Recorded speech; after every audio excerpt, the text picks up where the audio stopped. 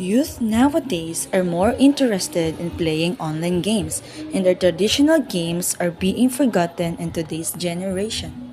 So we, the students of Bachelor of Physical Education, brings the world of Philippine traditional games in Nanga Integrated School.